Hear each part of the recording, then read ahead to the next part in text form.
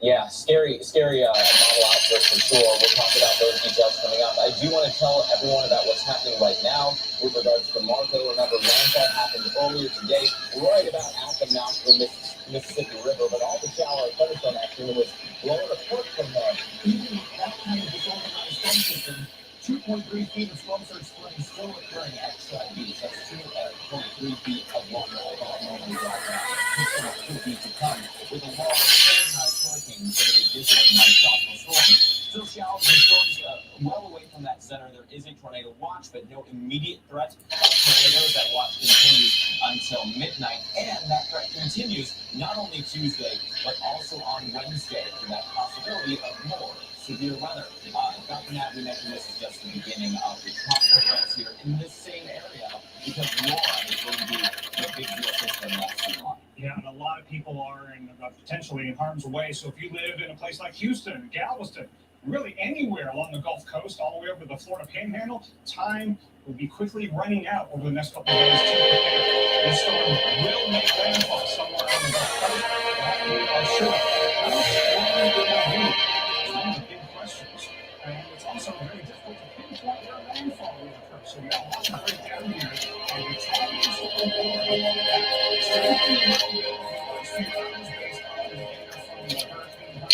as it tangles with the westernmost portion of Cuba, but those thunderstorms have not died off. In fact, they look to be on the increase as what could be the developing core eventually of the storm is about to come out into the Gulf of Mexico, moving quickly to the west-northwest at 20 miles an hour. That will be slowing down and taking a turn and making landfall somewhere in the northwestern portions of the Gulf of Mexico. We cannot guarantee that the center of circulation will stay within that zone, and we cannot guarantee that the intensity will be exactly what is forecasted. It could be weaker than that landfall, but it could be stronger than 105. When it gets to 115, we're talking about a category 3 making landfall. That is a possibility. We'll break that down in just a little bit. Look at all of the European model track scenarios, the ensemble members, as we call them, reasonably possible tracks that are both within and on either side of the cone. So if you're on either side of that cone and not in it, don't think, oh, I'm out of the cone. No problem. Things could easily change over the next couple of days. And we've got a lot of warm water from the system developing. We're going to show you some of the weather service models. These global and regional hurricane dynamical models are in pretty good agreement, but they are likely to bounce around a little bit too. They can go either way. So we have a lot of possibilities, but we have a lot of fuel, a lot of warm water. 2 days for the system to tap into that without any hindrance from land whatsoever. How much time do we have left? Less than 2 days. If the forecast is exactly right on the size and the strength and the speed and all that, if southeast Louisiana gets tropical storm conditions, that would start maybe breakfast time on Wednesday. If it reaches the Houston Galveston area, that would be maybe dinner time on Wednesday. Things could speed up and change. So mainly you're going to have tomorrow to get ready and maybe a portion of Wednesday, depending on where you are. Wind-wise, we've got hurricane watch just east of Houston over to the Lafayette, Louisiana area. Tropical storm watches surrounding that. That doesn't mean you couldn't eventually change to a hurricane watch in Houston if things change to the left. Doesn't mean in New Orleans you might not end up being in a tropical storm or hurricane watch later if things change to the right. So this is just where the watches are in effect right now, wind-wise. Now, with regard to water, we got a lot to worry about at the coast and inland as well. The storm surge watch goes from the Houston-Galveston area down near Freeport all the way down to the Mississippi coastline, and the watch, the risk actually goes a fair distance inland. This is especially in southwestern Louisiana. This is not just going to be a beachfront problem, okay? If you can't see the Gulf of Mexico, doesn't mean the Gulf of Mexico can't come see you, right? 7 to 11 feet of saltwater flooding above normally dry ground is expected somewhere in this area. Maybe not everywhere, but this is where the highest storm surge flooding values could be, and it's going to be no picnic farther to the east with 4 to 6 feet. And the other water problem, Mark, is going to be how much rain is going to fall from the sky. It's not just going to be a coastal event, it's going to be an inland event, and that starts Wednesday, goes into Wednesday night, into Thursday morning. Let's just take a brief look at the rainfall totals from the global models, and they come into better rainfall tracks from on the exact runs of the year over, the GFS have come to a little better agreement. It's focusing on the Texas-Louisiana border area, and look up into Arkansas. If that Euro model were to be correct, GFS not a whole lot better, not a whole lot different. But again, this is very track dependent. So these high rainfall totals that are half a foot to a foot or more could end up being realized in different places, depending on exactly where the track ends up panning out. Now let's check in with meteorologist Warren, who's in Houston, Texas, a city, large one, that's preparing as Laura strengthens and moves closer. And again, Chris, I hope people do not take it to the bank that they're going to stay out of the cone if they're in the western suburbs. That things could actually change quite a bit. The sun is down on Houston, and what was essentially a pretty normal day. A high, of course, it's summertime and humidity here in Houston. But when the sun comes up tomorrow, we're hoping to know a lot more, because Houston, where we are right now, just on the west side of downtown, Houston is on the east side of the cone. They're just right there on the easternmost point of the cone, so really on the edge.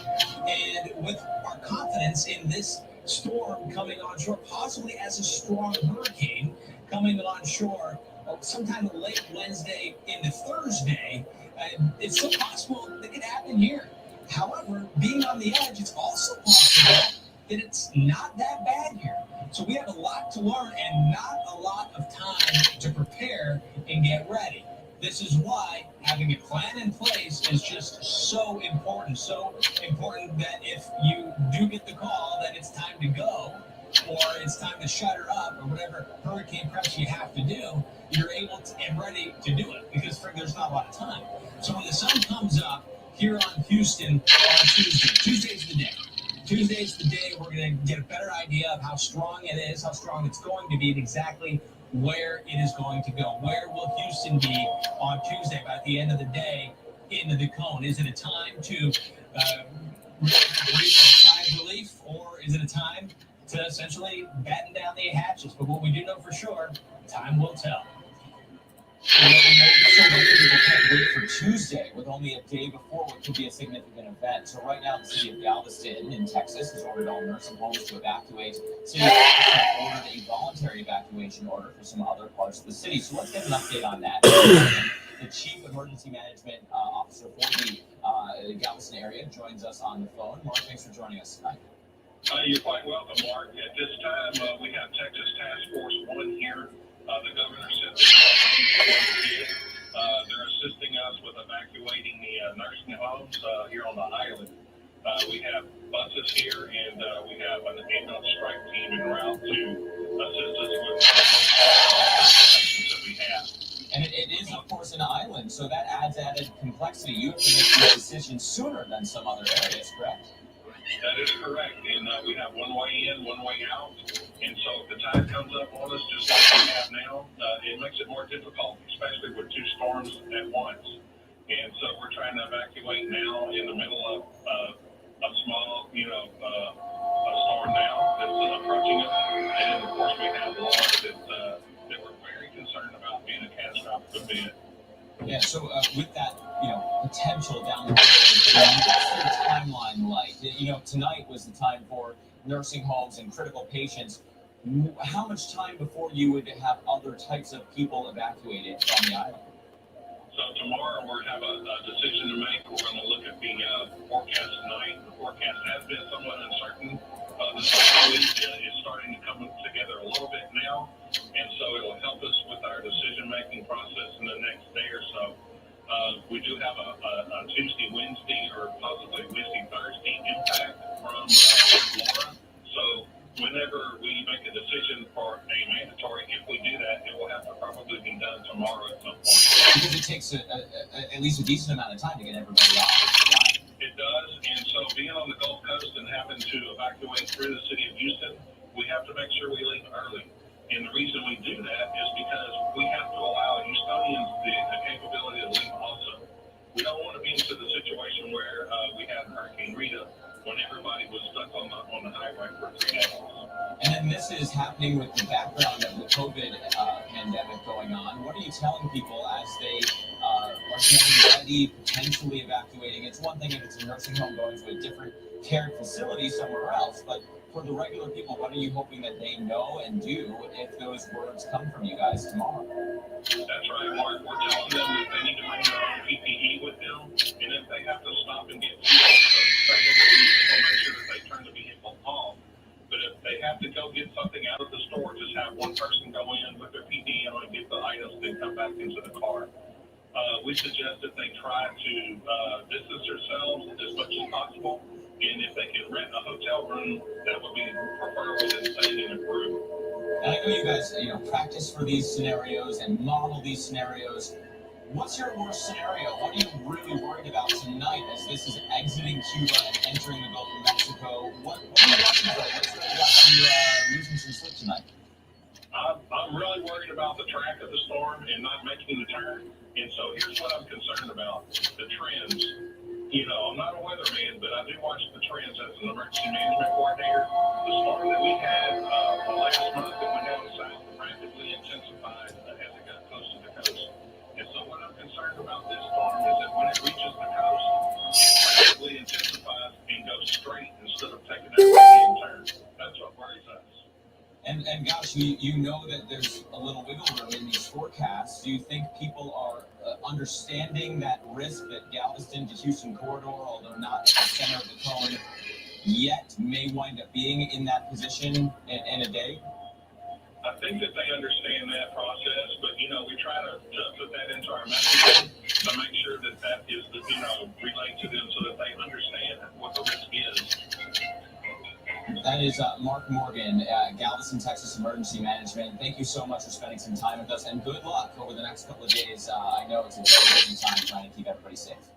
I want to go now to hurricane expert Dr. Rick Knabb. Dr. Knabb, you were listening in on that. You're also worried about that potential for rapid organization and intensification of this storm over the Gulf. Yeah, we almost always have some curveballs thrown at us by tropical storms and hurricanes in the last couple of days before landfall. That happened with some of the storms and hurricanes earlier this year. So don't count on Laura adhering to the exact track and intensity forecast. And again, we've got less than 2 days to get ready in the Houston-Galveston area, and even less than that to get ready in south central and southeastern Louisiana. So let's talk about the possibility of rapid intensification. Again, here's the exact track and intensity forecast, and look around the time of landfall, that would be something like a little after midnight on Thursday morning.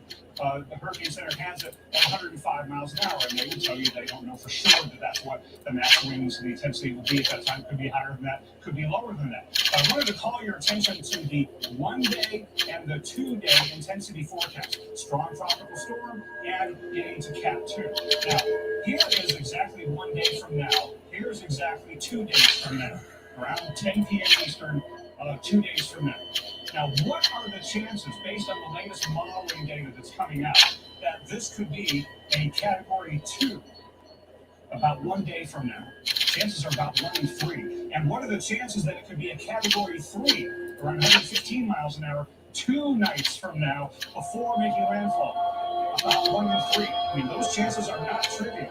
Okay, so there is the possibility that it gets stronger than forecast here, the possibility of rapid intensification. And what are some of the main factors that lead us to be concerned that this could happen? One is the recent intensity trend. It has not fallen apart over Cuba, and in recent hours has started to come back up in its convective organization and its max wind. So we're looking at the symmetry of the thunderstorms. Look at how it's starting to have that look of symmetry to it, at least at the middle levels as it starts to exit Cuba.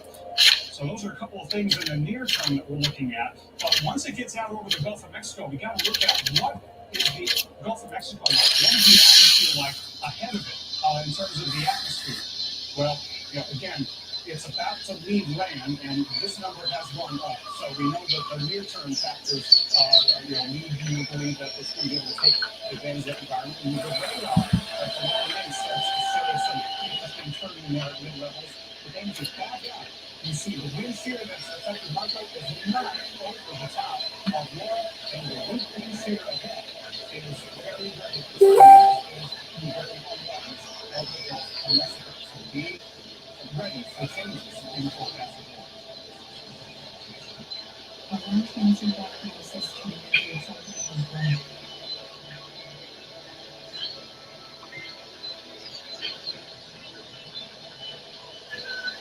It's the mild stories where can change things by researching medicines, including options that are chemo-free and to lung cancer care. Learn about our lung cancer research at lungcancerresearch.com.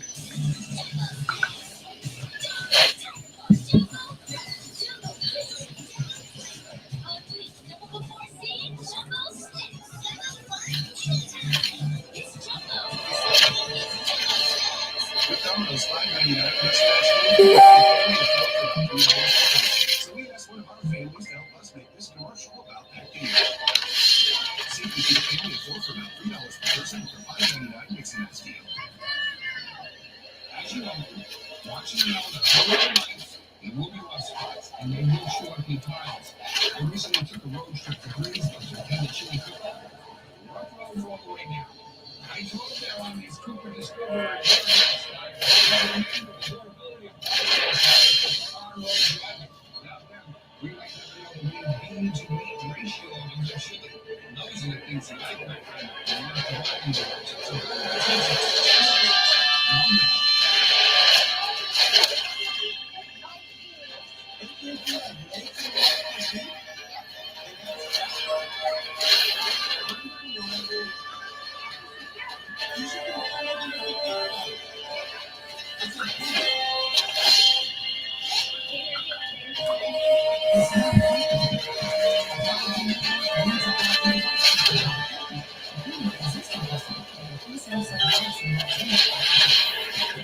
Chicken's rations model was, when better chickens are hatched, we will hatch them.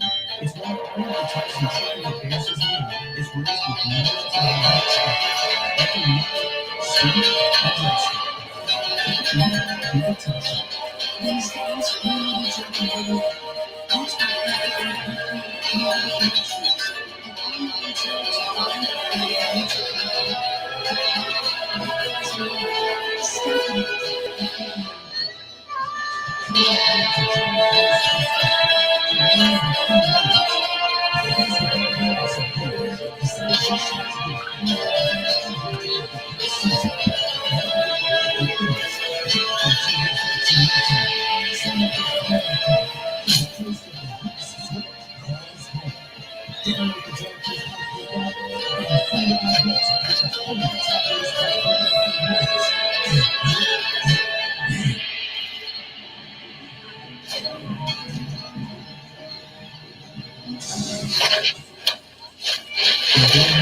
Life is not so simple. Here's something that is.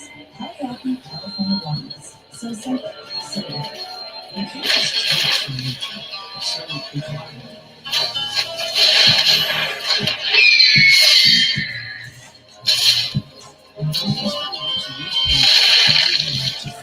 Sustainable. It's unbelievable.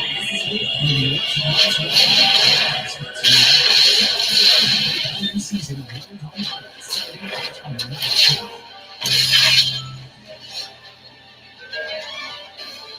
currently in our area, 74 degrees with clear skies.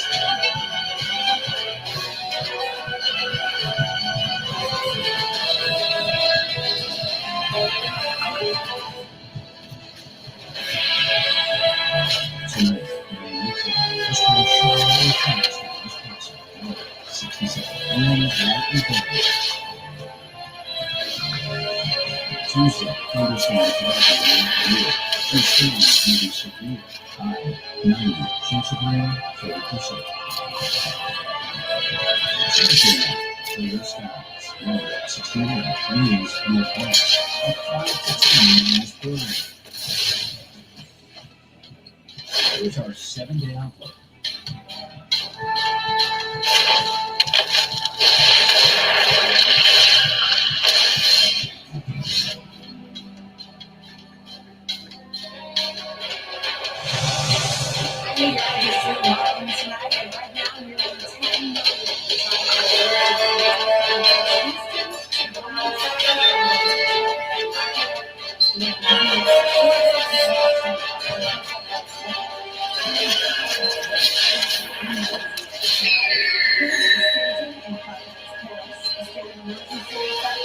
And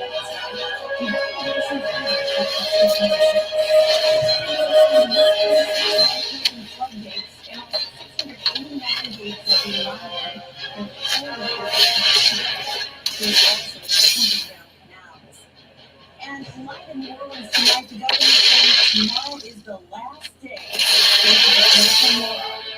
Everyone is taking advantage of it. So it's like walking in back there tonight. Heavy rain and winds to parts of South Florida. This was a scene in Fort Myers just a few hours ago. Most of the watches are already here. The south and the Keys, we still have the top of the storm right now. Using the type of weather now to Jamaica, roads completely underwater, drivers get stuck, winds there gusting over 70 miles an hour. So here's what we know right now about tropical storm Laura. Mandatory evacuations have been issued for all nursing and assisted living facilities in Dallas, Texas. Louisiana Governor John Paul Edwards said there's no last-minute repair. Take advantage of it. The Louisiana National Guard has mobilized nearly 100 high-water vehicles and 55 boats for rescue efforts. And Canada has issued a mandatory evacuation order. A lot of emergency management officials getting ready for Laura, Dr. Now. You know very well that time is of the essence here, and it looks like this storm could certainly impact.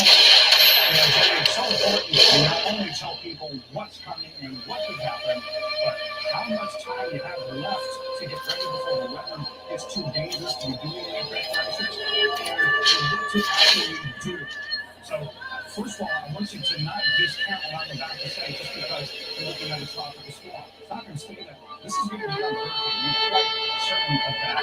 And we don't know exactly what it's going to do. So I'm talking to some of you who are outside the cone as well as folks who are inside the cone, because this could change. Impacts could definitely extend outside the cone and in the center circulation of the storm. We've got to late to get ready inside the cone. Tomorrow night and be ready by the time we wake up Wednesday morning. In Southeast Texas, the tropical storm conditions could arrive around Wednesday.